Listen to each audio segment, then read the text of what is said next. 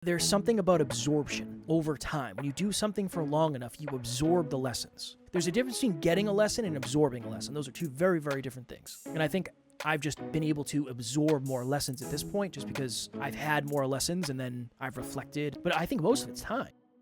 We want your goals and your New Year's resolutions for 2025 to be so achievable that maybe you'd be embarrassed to share them with your social circles because it doesn't sound cool. Hey, I want to get 3 clients in the first quarter of 2025. It doesn't sound cool. I don't care if it sounds cool. If you keep playing for what sounds cool, you're in so much trouble. Next Level Nation, welcome back to another episode of Next Level University, where we help you level up your life, your love, your health, and your wealth. Today, for episode number 1930, how I finally actually became self-confident. What are those?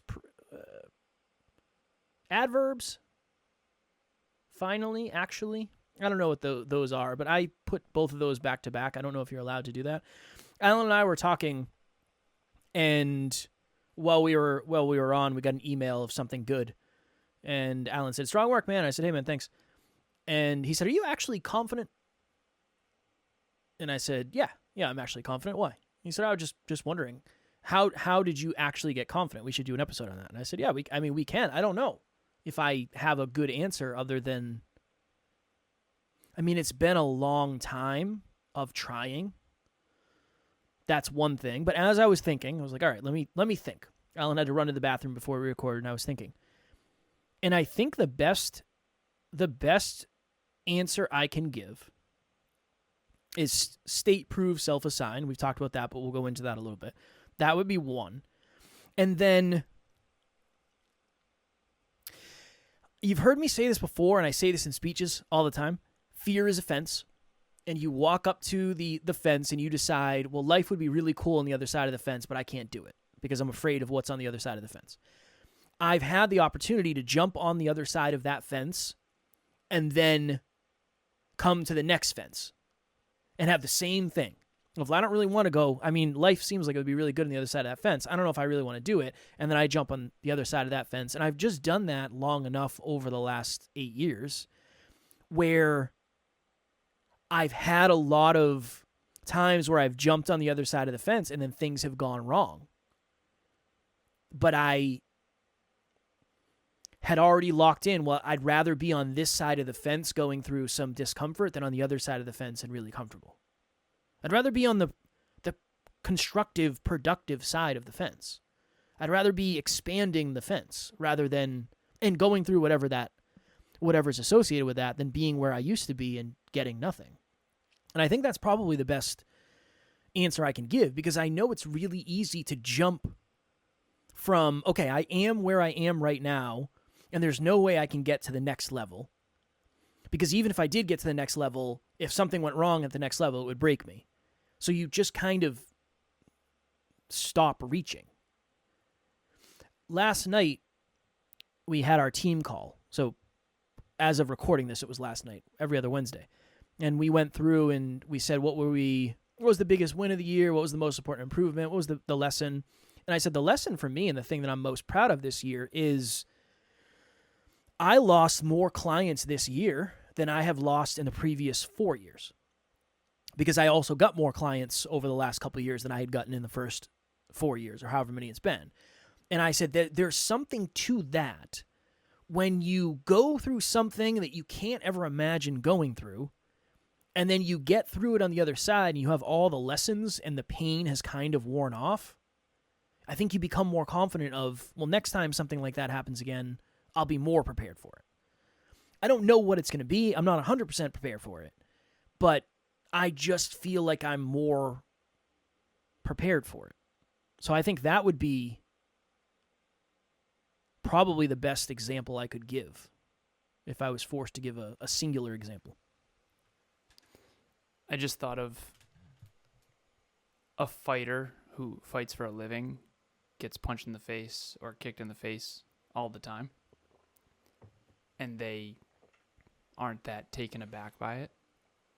But if someone who's never fought before gets punched in the face, that could certainly ruin your day. Ruin a lot of things. Yeah. And that's, I think, a good metaphor for self-confidence is not, I'm so confident that nothing's going to go wrong. It's, I'm so confident that when things go wrong, I can handle it. Yeah. And I don't think you can build real confidence without going into the arena, and exposure therapy is essentially just keep exposing yourself more and more and more to the thing. Because on the team huddle last night, which normally it's Wednesdays, we did it on Thursday because Wednesday was Christmas. You talked about how many clients we have. 54 podcasters plus 11 for group coaching, so 65 podcasters.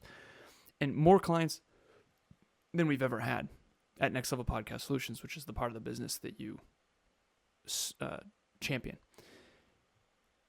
More clients than we've ever had, but you also lost more clients than you've ever lost. Mm-hmm. And I think that's something that I think maybe is under talked about in success and achievement and life, is in order to reach a new level, a next level, let's say you currently have 10 clients and you want to get to 20. How many clients do you have to lose to get from 10 to 20?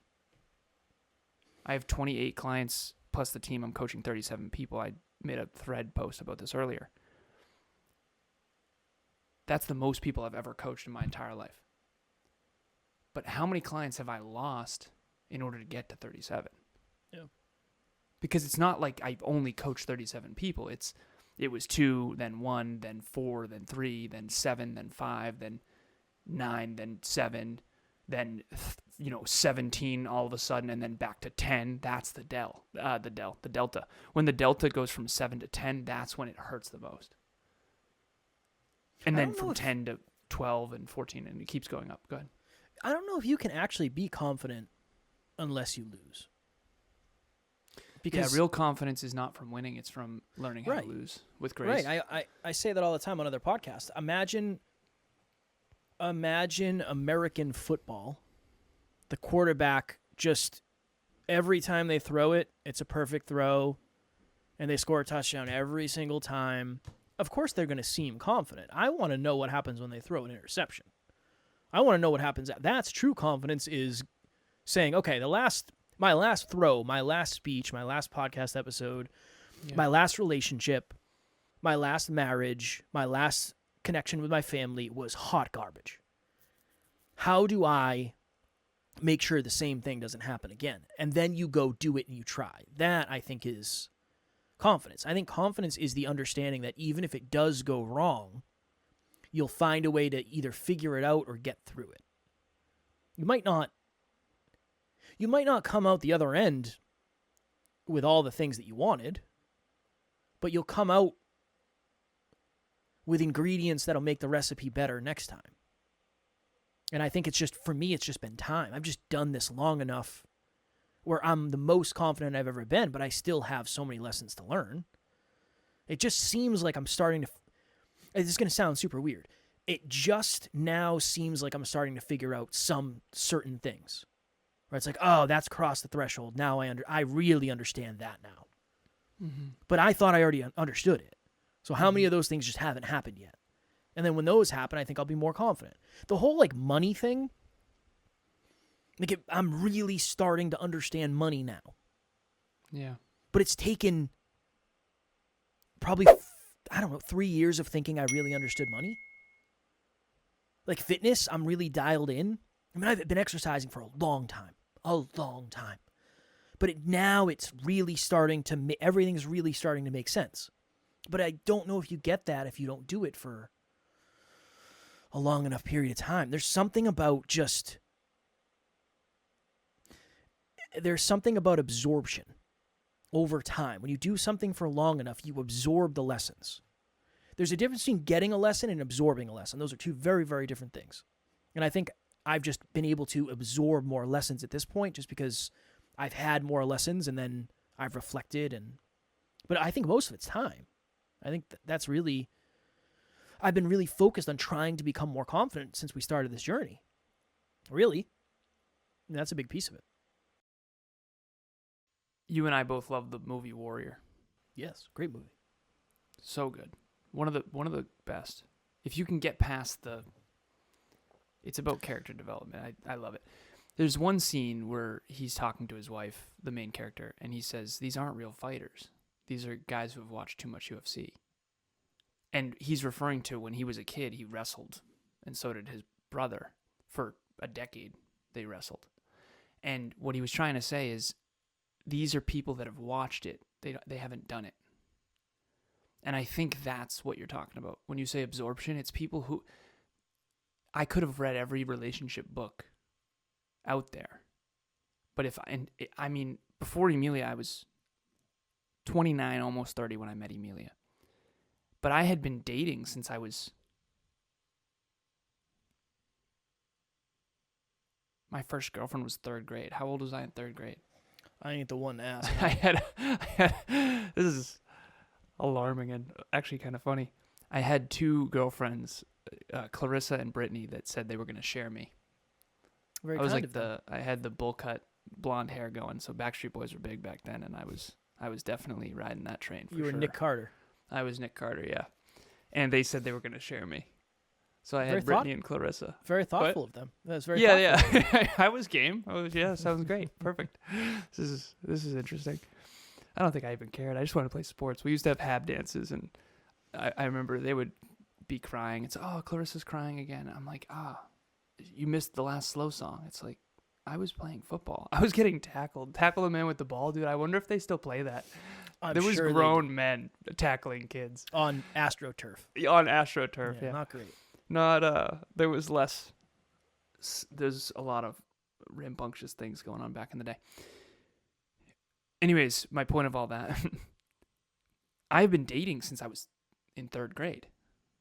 So I've been interacting and dating and learning, and my first kiss was probably 3rd grade, like all that stuff. And you can't absorb lessons and really learn things at a deep level unless you're in the arena, unless you're in it, doing it. That's why experience is so important. And everyone comes hot out of the gate. I remember when I was an engineer, and I remember I worked for a company called iRobot, and I was in a meeting. No 21-year-old should have been in this meeting. This was they're talking $100 million contract, like that kind of stuff. And I remember I got out of that meeting going, I am so fucked. Like, I can't hang in these rooms. Like, this is ridiculous. Right? And this is just normal for them because they do this all the time. And I remember these other companies, iRobot was upset because of XYZ. I'm not even technically allowed to talk about it, whatever. But I remember getting out of that room going, I need to figure this the fuck out. Like, I need to go learn this stuff because I'm so dumb compared to these people. And there's something about being willing to be in over your head. It's almost like, yeah, there's a possibility that you drown. But if you don't, and you can learn how to swim, I mean, you're going to be flourishing. And that's what you've done for like 8 years. And in 8 more years, you're going to be like, wow, I didn't know anything back then. It's so hard to explain. Yeah. Well, what are the odds you actually drown, though? It's very low. Very low.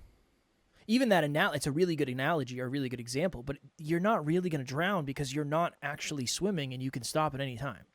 Yeah. You can just say, like, you know what? I don't want to do it today. All right, don't do it. You don't have to do it today. But you're not going to. But yeah, I'm telling you. It's almost, I was thinking of this the other day. I was driving to, it was the day before Christmas Eve, and I had to go to Target. Mistake. Don't do that. But I was going to Target, and I was literally thinking to myself, all manifesting is creating a self-fulfilling prophecy. But most people, when they talk about a self-fulfilling prophecy, they just talk about the negative. Yeah, so well said. When if you right now are thinking, I am in a relationship that I don't deserve, you're going to find a way to fuck it up. You're going to manifest the outcome that you don't want. Manifesting's the same thing, it's just the opposite. I was thinking of that. I think for most people,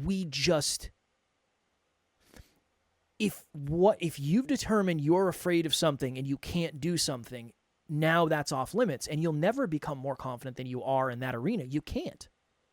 Yeah. You've literally decided that you can't do it. Again, I'm as guilty as humanly possible when it comes to this. I've done so much of that in the past. There's how many details can I get? Flying next year for Matt's bachelor party. We're flying somewhere. And one of the people who got invited, he's like, "Oh, dude, I don't fly." Like, yeah, no, I understand. Same. Don't like it. I will always have more opportunity in the grand scheme of the world than he will because he's never going to fly. Yeah, that's a he's great determined. metaphor. It's off limits. Think about how many things are now off limits. So many things. Yeah. So many things. Yeah. But he determined From that it was one off limits. decision based on a fear that is irrational. Planes Now, are safe. It is irrational. I still hate it. But now, Yeah, that's fine. if he did that and proved to himself that, okay, that's something that I determined was completely off limits, I was able to face, it went better than I expected, and look at the amount of things that have opened up, what's the next thing? What's the next thing? I was thinking of this the other day. Going to Scotland changed my life. Mm-hmm. In probably no physical ways that you'll see, but like I have a new perspective, and it was some of the most beautiful things I've ever seen. And we were driving on the side of mountains with sheep. It was like really cool. It was a really cool experience that I'll never forget. 7 years ago, that wasn't possible because I decided it wasn't possible. And there's something to that, and I think that's a huge piece of confidence. A huge piece of confidence is understanding that the reason you're not more confident is because you're not willing to be yet. You've determined that where you are is where you're going to stay. And again, this is coming from somebody who I was the poster child of that. So I'm not making you wrong for that. I'm just saying that's been a big shift for me. NLU listener, what is happening? I just wanted to jump in here and let you know if you want to get to the next level faster, we have a free virtual monthly meetup at the first Thursday of every month. You can connect with like-minded people and become a bigger part of this amazing global community. The link to register will be in the show notes. For someone who, Kevin, probably 3 weeks ago, he showed a video of him 9 years ago acting very confident. And in his voice, you can hear that he's not actually very confident, at least not compared to now.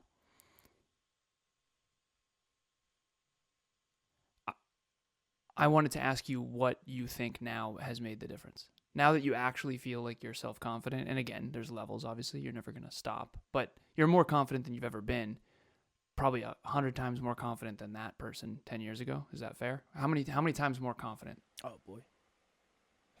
I don't know if 100. I don't know. Yeah, I don't know. 10 times? Is that fair? I think 10. Yeah, 10's good. We'll say 10. Okay. So Kevin's 10 times more confident than he was 10 years ago. Numbers work out nice. What are the top 3 things that made a difference?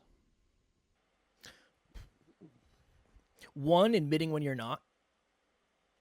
I think the measure of true confidence is somebody has the ability to admit when they're actually not feeling confident. Mm-hmm. That. Because now I will almost never do something and pretend I'm confident when I'm not. So it's like admitting that you're not as confident as you wish you were was one of the most important things I ever did, for sure. That was like my identity for a while, was I'm the person who lacks confidence. That was my identity, and you're the person who had extreme confidence. A lot of people would consider that a limiting identity. I think it's inaccurate. I don't think it was. I think it was empowering. I think it was accurate. That was based in where I was. I'm the guy who's currently struggling. Now, it's not, I didn't want to stay there. That wasn't the identity that I wanted forever, but that was the identity that I felt like I had, and I want to work past that. So for me, that was 1, for sure. 2, I mean, you got to have a reason. You got to have a reason bigger than just, I want to be more confident. Yeah, that bachelor party isn't a big enough reason, maybe, to fly. It's not. For that person. It's but not. If it was a funeral or something that was 10 out of 10 important, if you have a level 8 fear and you know that it's holding you back from a level 10 value, you'll probably do it. But he's like, I don't fly. It's not a big enough reason. Yeah.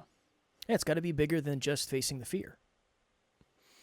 It's got to be bigger, at least in the beginning. I think eventually you can get to a place where you just want to face your fears. I do. I think you can have enough momentum. Yeah, I posted something earlier that I only posted because I was afraid to post it. Yeah. I think you can get enough momentum. But that's only because I'm aware of the downside of not.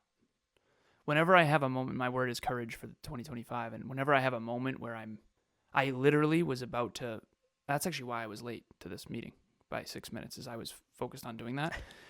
There was something that I wanted to post, and then I was like, no, and I started rationalizing not doing it, and then I was like, wait a minute, my word is courage. Am I not posting this because I don't have time, or am I not posting this because I'm a little bit scared to post it? And I said, a little bit scared. Not a lot, probably a 1 out of 10. You got to do it.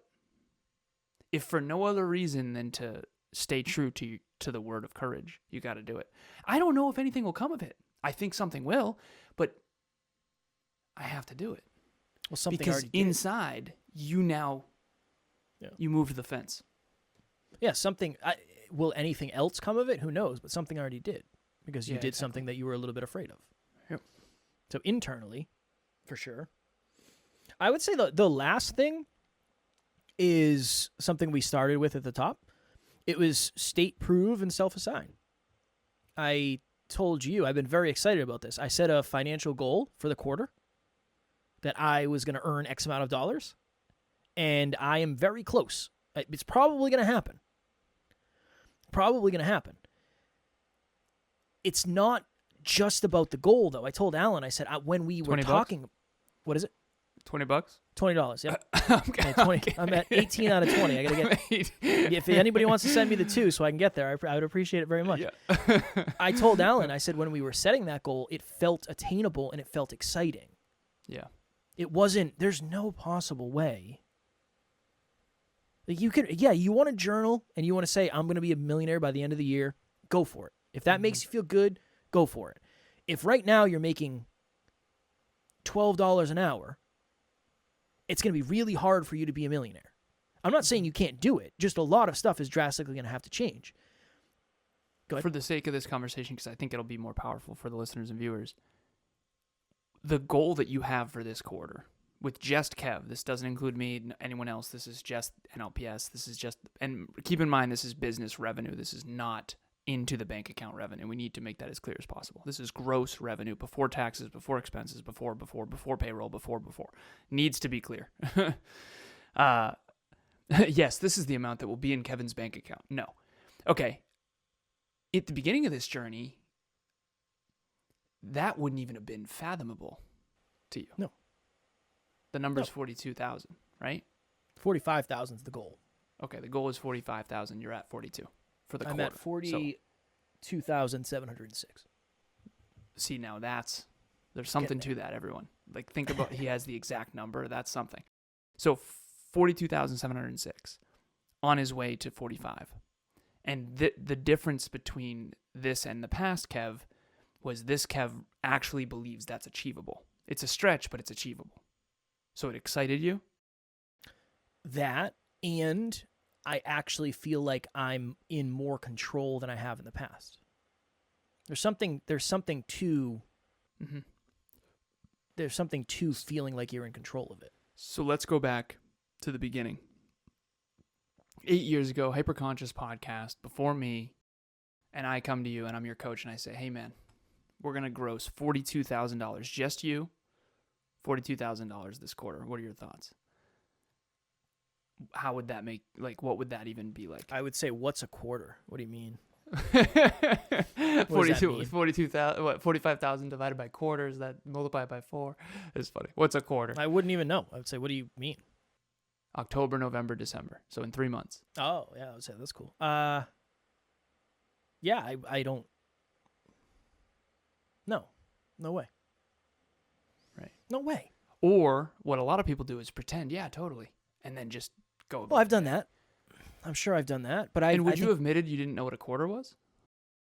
Oh, dude, I don't know. Probably. It depends on who it was with. If it was with you, I probably would have.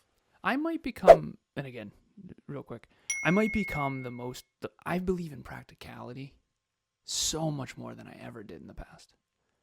There are so many people that are out to lunch with their goals and dreams, and it's never going to work. There's something about practicality that is so powerful. I have one client who makes $10,000. That's an achievable goal for him, but that's because he's been doing what he's been doing for 12 years or something. 10,000 per month.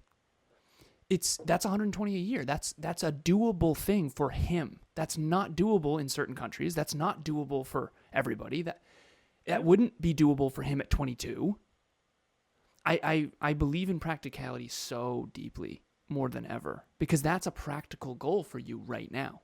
9 years ago, that wasn't practical. That's impossible. And I wonder if people, well, impossible, that's a limiting belief. No, it's not. It's empowering to face that's like saying, Kev, I want you to do 50 jumping jacks in 5 seconds. It's impossible. No dice. But you can do 6 in 5 seconds, right? I don't know. I could probably do 5. You do 3? I can do 3. See what we just did there? That's good coaching, is get you to the sweet spot of you believe you can do it, but it's a little bit of a stretch. A little side tangent. Well, no, I think it's great because I think that's the way to... I never would have built confidence if I kept setting goals and never accomplished them.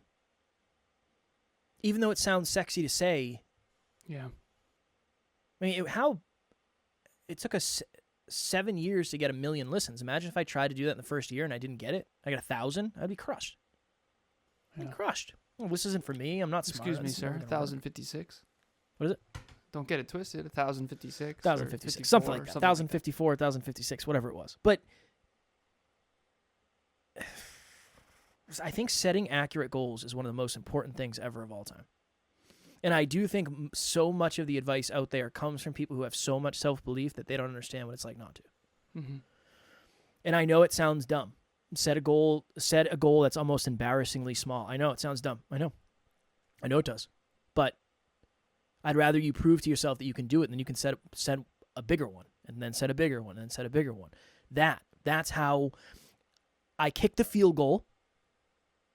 I put the ball on the field where I think I can actually kick the field goal. It's going to be a stretch. It's going to take a lot, but I think I can do it. I feel like I can do it.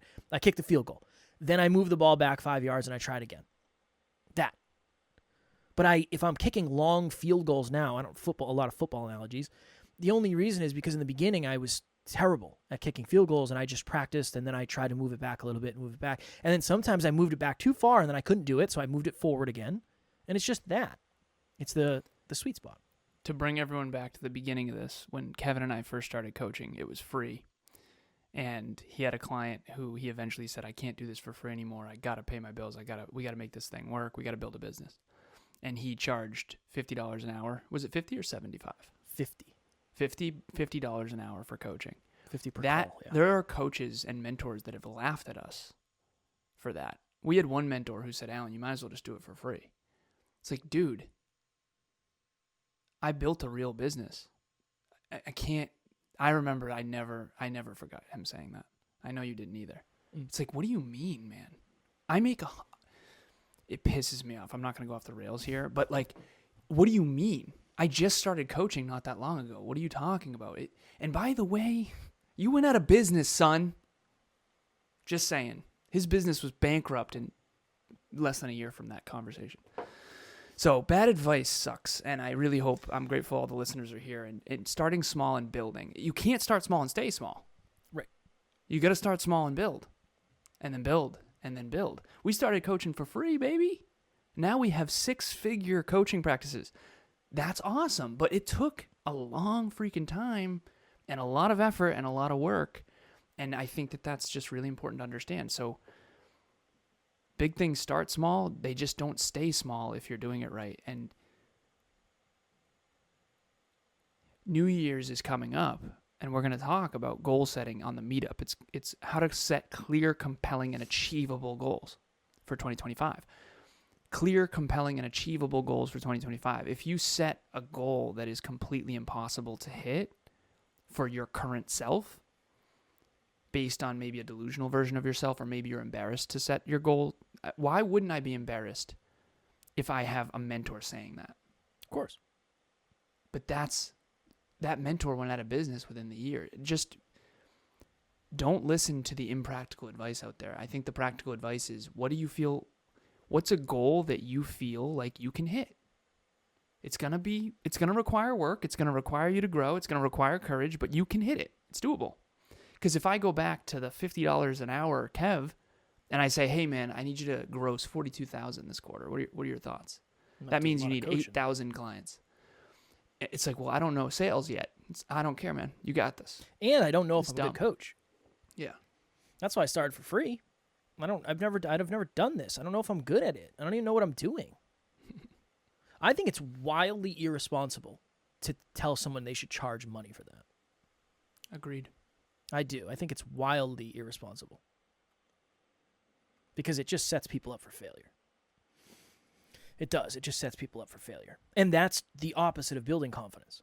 Then you assume I did something wrong, I'm not good enough, I'm not smart enough. No, somebody gave you shitty advice. Yep. And you took the advice, and now you've taken that as your identity, and now you're so afraid to try something new because you think you're broken, when in reality the strategy was just jeffed. Unfortunately. All right, we'll have the link in the show notes for the meetup. It is the first Thursday of January, which is what, the 3rd? It is January 2nd at 5 p.m. Eastern Standard Time. What is it? How to set... Oh, I got it. How to set... I've lost it. Please hold.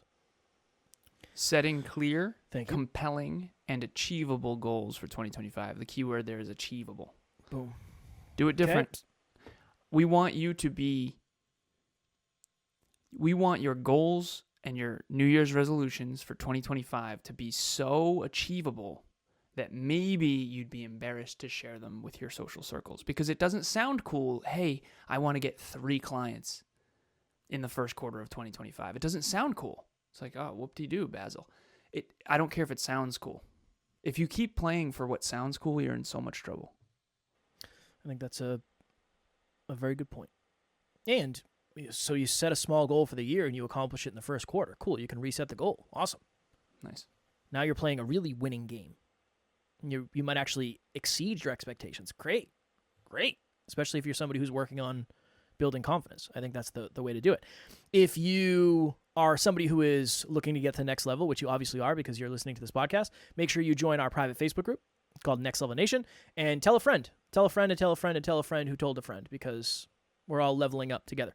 As always, we love you. We appreciate you. Grateful for each and every one of you. And at NLU, we don't have fans. We have family. We will talk to you all tomorrow. Keep after it. Next Level Nation.